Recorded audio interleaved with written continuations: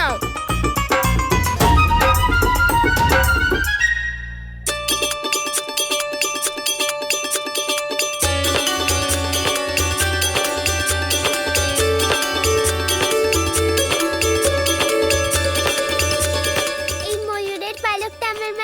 সুন্দর লাগছে তাই না? আমাকে খুব সুন্দর লাগছে।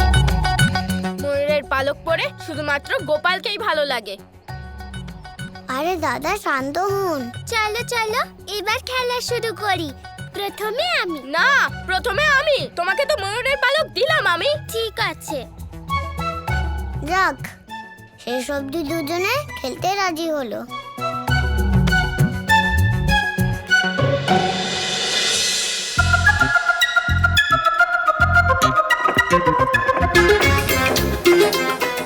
এই বাড়িতে তো কিছুই হচ্ছে না, শুধু একজন মহিলা একাই কাজ করছে। সকালে কাজ, বিকেলে কাজ, শুধু কাজ আর কাজ।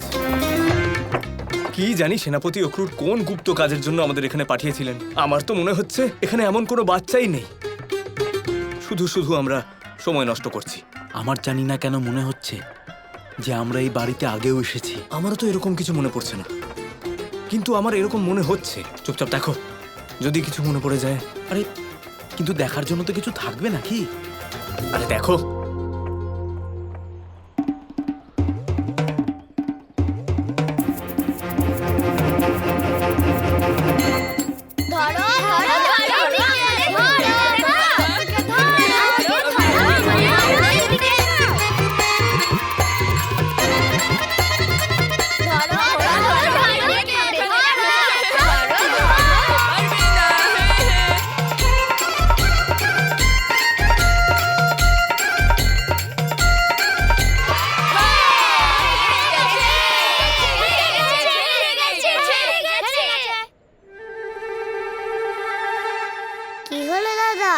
এবার আমাদের প্রতিভা নিয়ে তো সবাই সন্দেহ করবে। তুমি তো সীমার বাইরে চলে গেলে। তুমি হেরে গেছো, তুমি হেরে গেছো।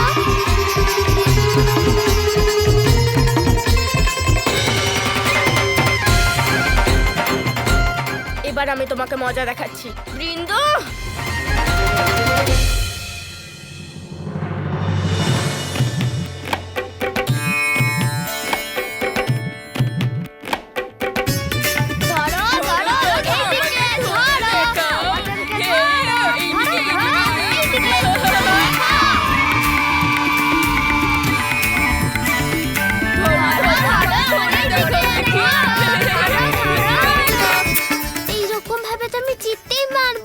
আমাকে আবার সবার মন অন্যমনস্ক করতে হবে।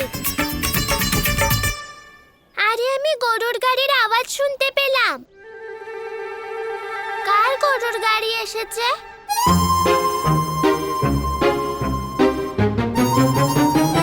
আরে মার বাবা তো এখনো এলো না। ধাপ্পা,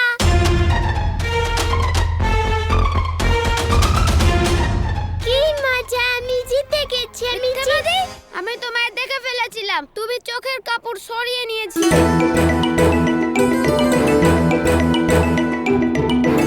তুমি আবার ছলনা করেছো। প্রত্যেকবারই তুমি এরকমই ছলনা করো, না হলে তুমি জিততেই পারতে না। এই দেখো, এই প্রত্যেকবারই এরকমই করে। সুবল, আমি বলছি যে হতেই পারে গরুর গাড়ির আওয়াজ পাওয়া গেছে আর আমরা শুনতেই পাইনি। আরে বৃন্দা, তোমাকে তো দেখেই বোঝা যাচ্ছে যে তুমি মিথ্যে কথা বলছো। আর সুবল যখন বলছে তাহলে নিশ্চয়ই তুমি গন্ডগোল করেছো।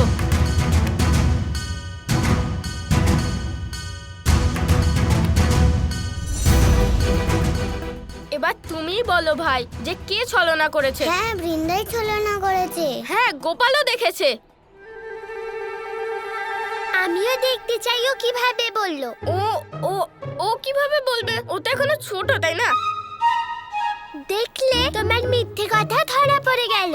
নিজে মিথ্যে বলে আমায় মিথ্যেবাদী বলছে। তোমাকে তো আমি তুলে ছুঁড়ে ফেলে দেবো। কি বললে তুমি? তুলে ছুঁড়ে ফেলে দেবো।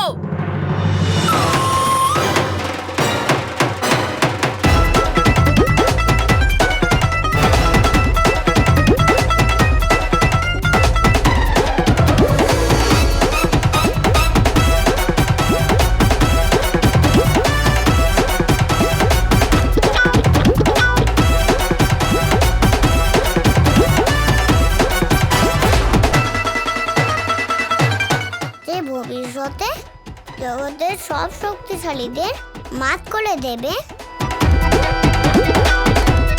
সে বৃন্দার কাছে মার খাচ্ছে। এটা আমার সারা জীবন মনে থাকবে।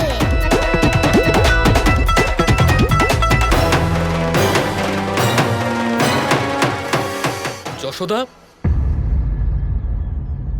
বাচ্চারা কোথায়? বাচ্চারা? আর্য, কোথায় বাচ্চারা? গোপাল তো এখানেই ছিল, একদম আমার চোখের সামনে। আর বাকিরাও এখানেই ছিল, বাছুরের কাছে। আমার চোখটা লেগে গেছিল, জানি না আর্য কিভাবে। গোপাল, গোপাল, গোপাল!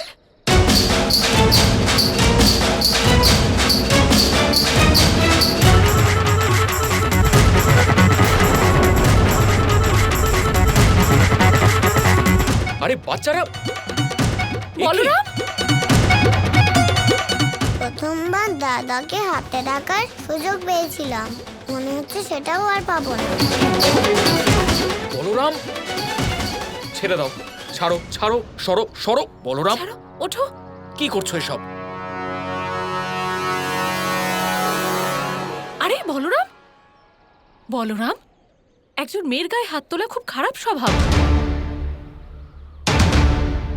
আর তুমি ছেলেদের সাথে কি ওইভাবে মারামারি করে? আর তোমরা সবাই এদের দুজনের মারামারি না থামিয়ে চুপ করে দাঁড়িয়ে দাঁড়িয়ে দেখছো?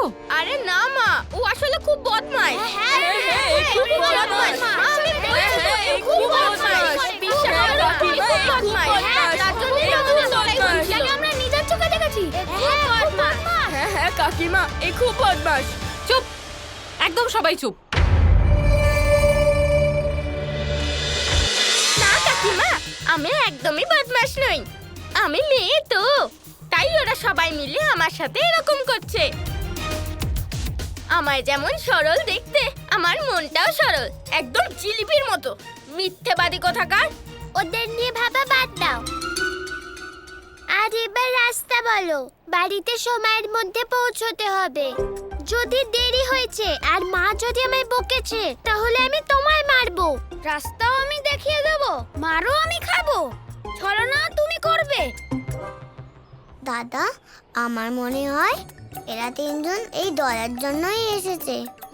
যদি এরা আমাদের দলে যোগ দেয়, তাহলে আমরা গোকুলে হুলস্থুল করে দেব। এরকম তুমি ভাববেও না ভাই, একদমই না। ওই বলরাম ঠিক বলছে, ওর দলে আমাদের যাওয়া উচিত। ওই তোমাকে টক্কর দেবে আর সোজা করবে। অসম্ভব, আমরা ওদের দলে কখনোই যাব না। এত ছলনা করার পর ওই মেয়েটাকে আমার দলে আমি কখনোই নেব না। তাই তো মধুমঙ্গল, ও যেমনই হোক, খুব মজা হয়েছে আজ। না মানে না। যতক্ষণ না ওই মেয়েটা গোপালের ময়ূরের পালক ফিরিয়ে দিচ্ছে আর গোপাল আর আমার কাছে ওই মেয়ে ক্ষমা চাইছে না, ততক্ষণ আমি ওকে আমার দলে কিছুতেই নেব না।